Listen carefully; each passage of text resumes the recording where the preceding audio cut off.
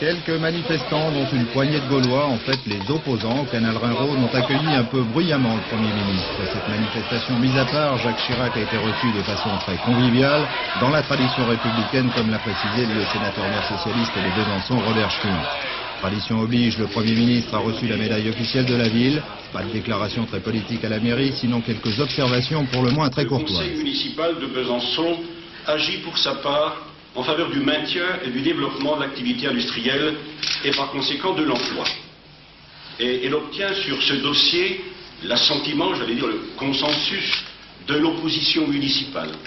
La cohabitation municipale à Besançon sait demeurer courtoise et constructive et je crois que nous pouvons nous en féliciter.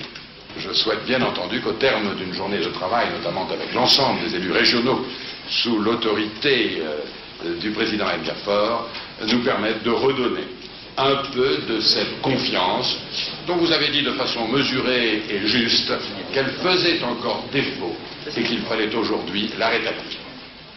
Voilà, et puis après l'hôtel de ville, le Premier ministre, malgré le retard sur le programme dû au brouillard, s'est tout de même offert à la manière d'un candidat un petit bain de foule, et ça avant d'être reçu au conseil régional par le président Edgar Faure. Edgar Faure, qui appartient au fait à la famille de l'UDF, n'a pas changé d'avis, il reste en phase avec Jacques Chirac. Le président Edgar Faure a félicité Jacques Chirac d'avoir accepté la charge de Premier ministre et d'avoir su cohabiter comme le voulait la Constitution. Et puis on va l'entendre, le président du Conseil régional de Franche-Comté a renouvelé son soutien au Premier ministre. Ainsi, je viens vous exprimer cette fois en mon nom strictement personnel ma chaleureuse confiance, l'appréciation très positive que je conçois à l'égard de votre action gouvernementale à ce jour, le souhait qui est le mien de l'avoir continué sans rupture et prendre ainsi toute sa dimension dans la plus large réconciliation des Français, enfin les vœux que je forme pour votre destin.